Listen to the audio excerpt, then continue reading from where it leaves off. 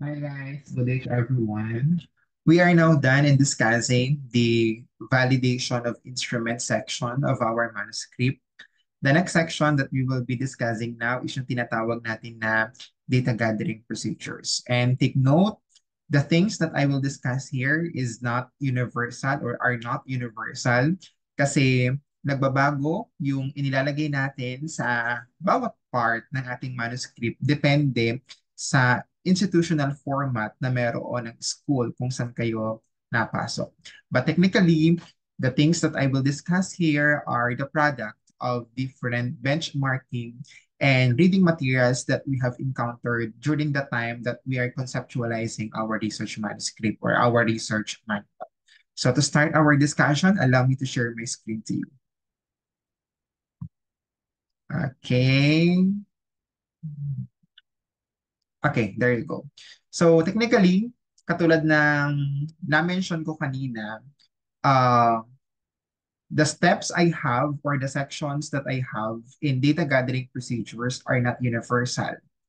It might vary depending on the institutional format that you have.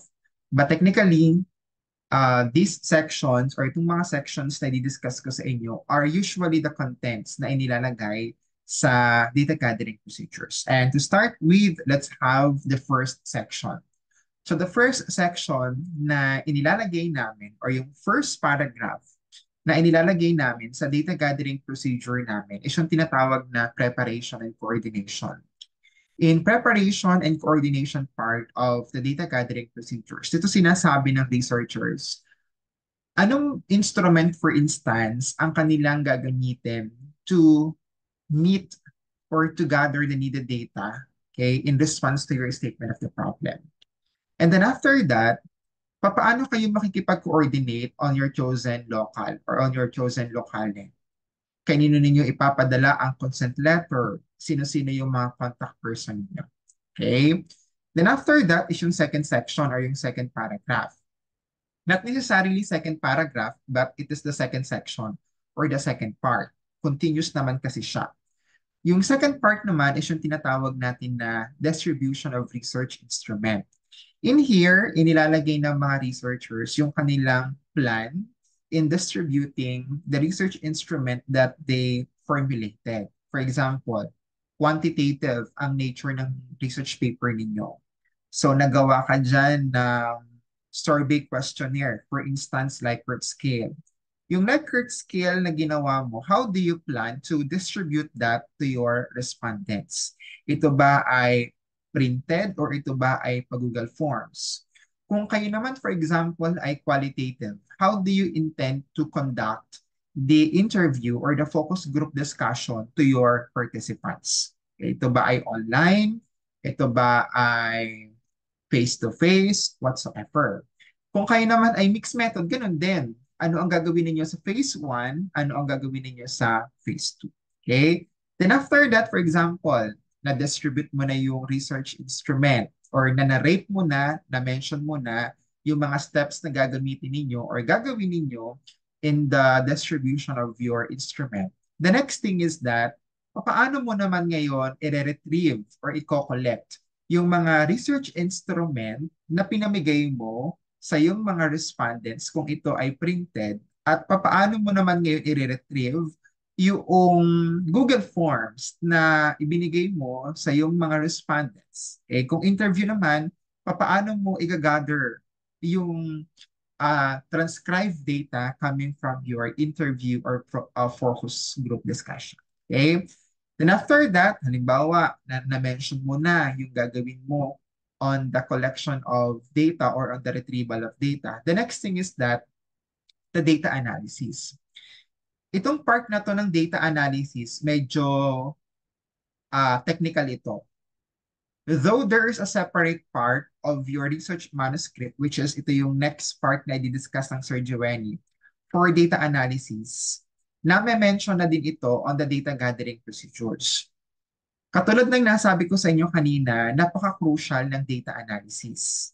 Kasi dito ninyo i-mention yung procedure kung paano ninyo i-analyze yung data na nakuha ninyo from your respondents and participants. Kaya ang ginagawa ko sa mga estudyante na nahahawakan ko in research, I'm always telling to them, even though nandun pa lang kami sa chapter number 3, nandun pa lang kami sa proposal, I'm telling them na, okay, habang maaga pa, humanap na kayo ng statistician kung quantitative ang paper ninyo.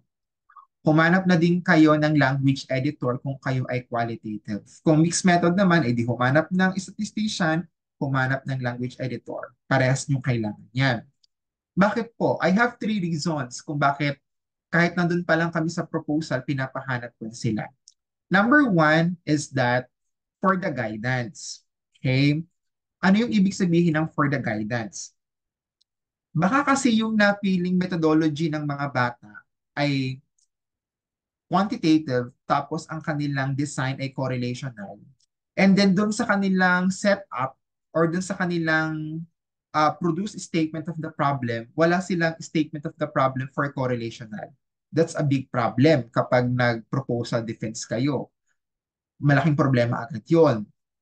Ang design niyo ay correlational, quantitative, tapos wala pala kayong statement of the problem na for correlational.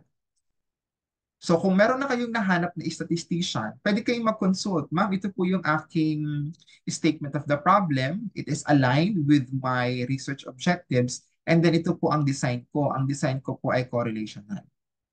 Then nakita ng statistician, oh bakit kayo na-correlational ng design? Tapos wala naman kayong statement of the problem for correlational. So you have to adjust either the methodology or the statement of the problem. Ganun din kapag kayo ay qualitative. Napakahalaga din na na-check ng inyong language editor yung inyong statement of purpose or statement of the problem in relation with your research design. So that's number one. Number two is for professional advice. Okay? Napakahalaga kasi na maliban sa consultant, maliban sa teacher, meron pang ibang mga pieces of advice na nadidinig yung mga bata for validation purposes na din. Kasi admit it or not, yung mga research teachers natin, yung mga research consultant natin, hindi lang naman yung paper natin yung focus nila. Marami pa silang ibang mga academic works na ginagawa. So minsan meron silang na-overlook na data. So napakahalaga na meron tayong nahanap na ibang mga professionals na pwedeng mag-validate ng ginagawa natin sa paper natin. And pangatlo is for reservation purposes. Okay? Kasi baka ba kung kailan meron na silang data, wala silang mahanap na statistician or wala silang mahanap na language editor. Tatagal pa yung paggagawa ng paper ng mga bata. Eh kung noong ahead of time pa lang, nakahanap na sila. So after nilang makapag-gather ng data, meron na silang pupuntahan agad. So these are the three reasons kung bakit ahead of time pinapakuha ko na sila ng iba pang mga expert in the context of making their research paper. Okay po.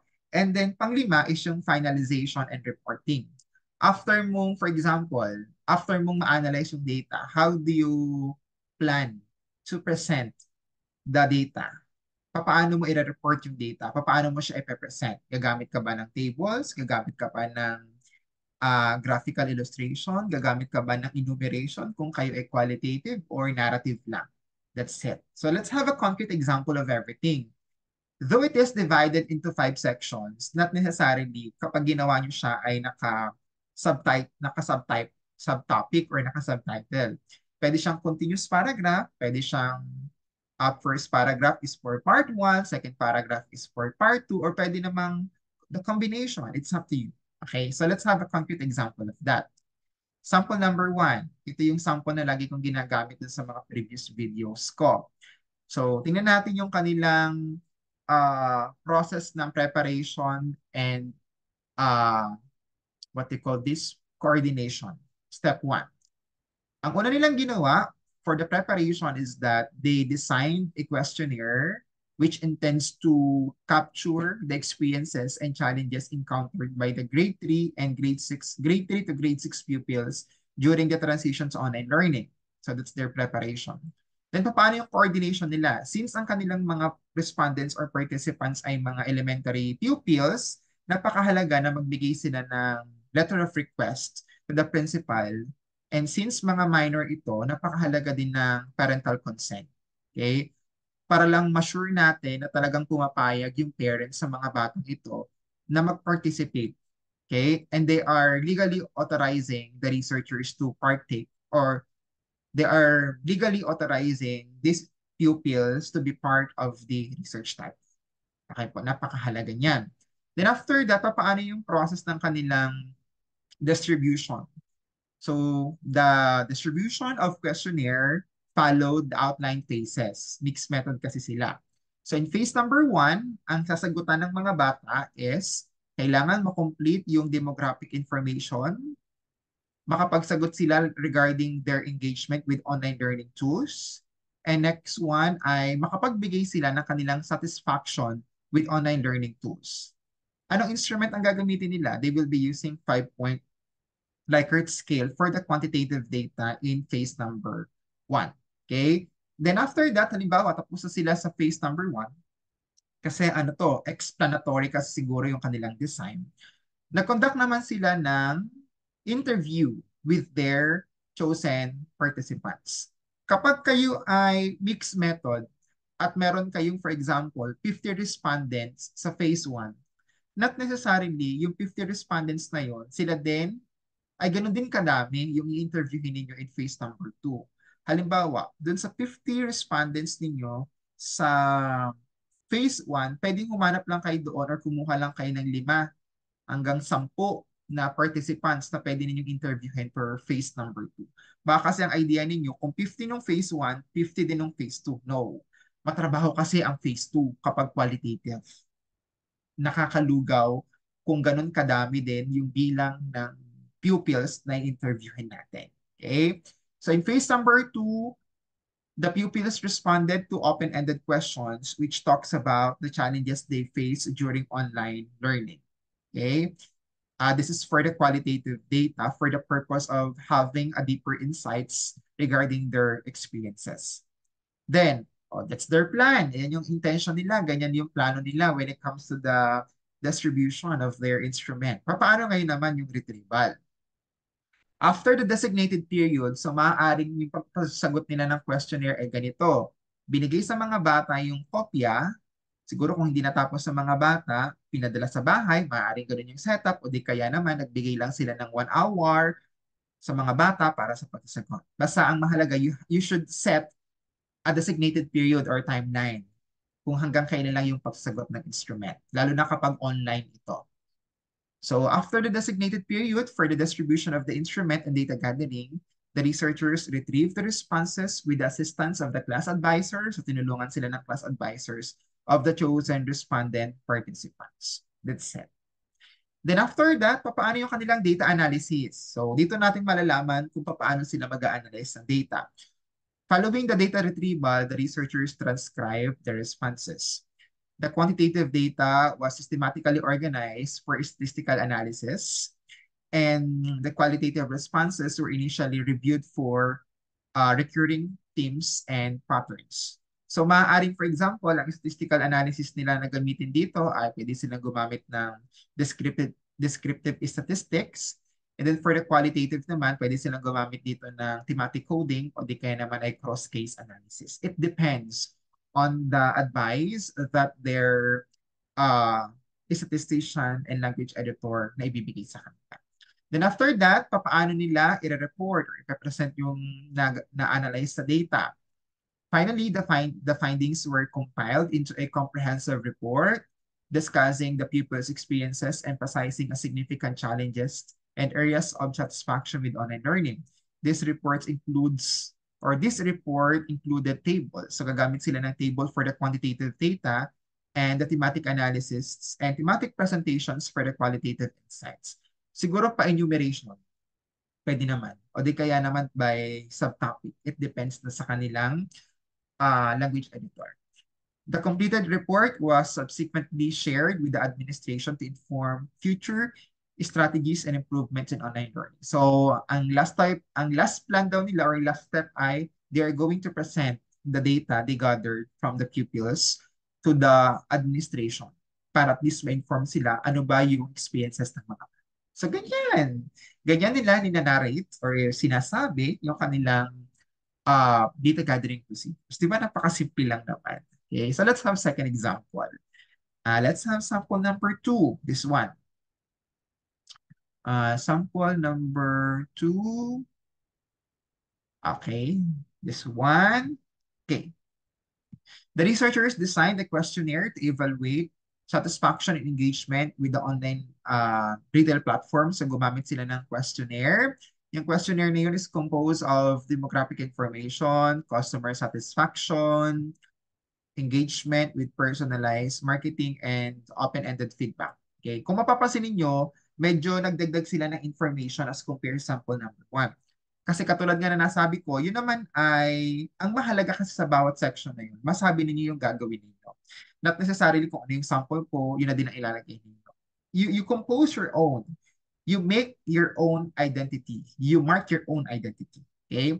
Coordination with the stakeholders ensure the smooth rollout of the targeted population. So, nakipag-coordinate sila sa mga stakeholders. Okay? Maaaring nagpadala sila ng letters or permission letter whatsoever. And then, participants who had made purchases within past 6 months were contacted through the online retail platform. So siguro, after nilang makakuha ng listing of the participants na nagpo-purchase within 6 months doon sa kanilang mga stakeholders, kinontak nila yung kanilang mga participants for the purpose of data gathering. The questionnaire was distributed, so since maaaring magkakaiba yung locations ng kanilang mga participants, hindi nila ito mapupuntahan isa-isa. Ang ginawa nila is nagbigay na lang sila ng questionnaire via email. Okay? And then nagbigay din sila, of course, ng consent sa kanilang participation or for the participation of the participants. Online server tools were used for distribution. So gumamit nga sila ng online server tools. Maaaring pa Messenger, maaaring pa Google Forms, maaaring pa Gmail. Depende na yun sa kanila. And then it has demographic details, satisfaction ratings, close-ended questions, and Likert scale. So these are the components of their instrument. Then after that, after the survey period, so nung natapos na yung kanilang timetable, the researchers retrieved data using online survey tools. So maaaring din-download na nila yung result ng kanilang interview or survey, should I say. And then after that, the responses were analyzed kung ito ba ay complete and accurate. Kung hindi daw incomplete, or I mean kung incomplete daw yung mga data, is nagbibigay sila ng follow-up sa kanilang mga researchers. So that's the importance, no, na before we proceed with the interpretation, kailangan na-check natin, napaplug natin kung kumpleto ba yung responses ng ating mga participants or ng ating mga respondents or nasagot ba ng ating mga participants yung tanong natin. So pwede tayong mag-follow up. Kasi kung hindi, sayang ang data natin. And then after that, paano nila in-analyze yung data? Responses were organized and analyzed. Close-ended questions were statistically analyzed. Okay? And then, for the qualitative data naman, nag-underwent daw ito ng thematic analysis for the recurring themes and sentiments. Then, the data were synthesized for final reporting and presentation. They used tables and enumeration for the themes. And then the report was shared. So they are planning to share the findings of the study to the stakeholders o dun sa mga naging participants and respondents nila. So that's it. Kung mapapansin ninyo, it is composed of 3 paragraphs only. Pero na-discuss nila sa 3 paragraphs na to yung 5 sections of data gathering procedures. Okay, that's so good. Next one, sample number 3. The researchers designed a questionnaire to evaluate customer satisfaction and engagement on, okay. I think I have a, yeah. Okay, let's process number 3. Yeah, that's good. I think I have a problem with sample number 3. Okay. Hindi ko yata na-edit yung sample number 3 because sample number 3 is same with sample number 2. Yeah, sample number 3 and sample number 2. Anyway, ang mahalaga dito is that we are able to understand ano ba yung procedures and components kung paano natin ginagawa yung data gathering procedures natin. And even though hindi kayo nire-require ng institution ninyo na humanap na kayo ng mga professionals sa pwede ninyong makatulong, lalo na dun sa pag-design ng data analysis ninyo. If pwede naman, hindi naman siya problema, hindi naman siya sagabal, you seek advice to those professionals para at least kahit pa paano when we crafted our chapter number 3 and when we have our proposal defense, we are confident na tama yung inilagay natin sa ating research manuscript. Okay? So this is the end of my video presentation. Thank you so much for listening and have a blessed day. Bye-bye. God bless.